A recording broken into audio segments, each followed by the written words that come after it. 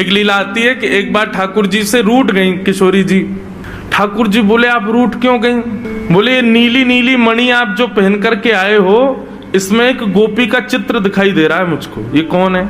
हमसे हूँ रूप गुण सुंदर, ये तो हमसे भी ज्यादा सुंदर है। इसके नेत्र तो देखो कितने प्यारे नेत्र हैं इसके। ठाकुर जी की मणि देख करके श्री जी कह रही हैं, इसकी मुस्कान तो देखो, पता नहीं कहां से तुम्हारे चक्कर में पड़ गई काले कलूटे, ये देखो कितनी प्यारी है।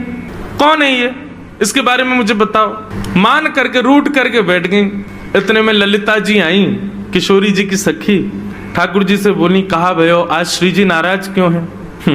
ठाकुर जी मुस्कुरा के बोले हम एक मणि पहन करके आए हैं, उस मणि में राधा रानी को अपना ही प्रतिबिंब दिख रहा है, और अपनी प्रतिबिंब को देख के करें जे कौन है? ये हमसे भी ज्यादा सुंदर है, ये इतनी हंस क्यों रही है, इसकी आंख इतनी सुंदर क्यों है, ये तुम्हारे चक्कर में कहां से पड़ गई? इस बात से मान करके बैठी। इतनी बोली है राधा रानी।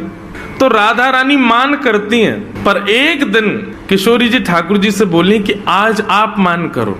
ठाकुर जी बोले नहीं आप ही करो, हमसे मत करवाओ। श्री जी बोली नहीं आप रोज मनाते हो हमको, हम आज मनाएंगी आपको, आप मान करो। ठाकुर जी बोले रहने दो ना, आप बड़ी कोमल हो, कहां तक मनाओगी हमको?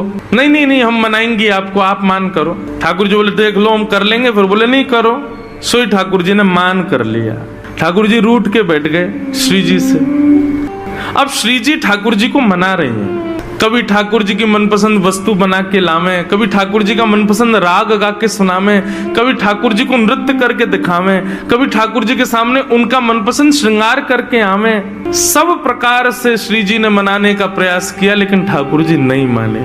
और मान लीला का ये नियम है कि सूर्यास्त तक मना सको तो मना लो, सूर्यास्त के बाद मान खत्म हो जाएगा। यदि मान में मना लिया तो मनाने वाला जीत जाएगा, और यदि मान सूर्यास्त तक नहीं मना पाए तो इसने मान किया वो जीत जाएगा।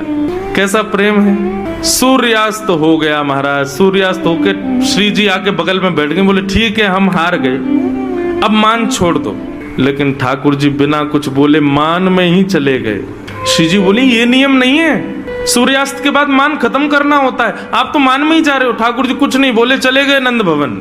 श्री जी को रात भर नींद नहीं आई। बोले कि ऐसा कैसा मान किया कि रात में बात भी नहीं करके गए। दूसरे दिन फिर ठाकुर जी गौचारण के लिए आए। श्री जी आई।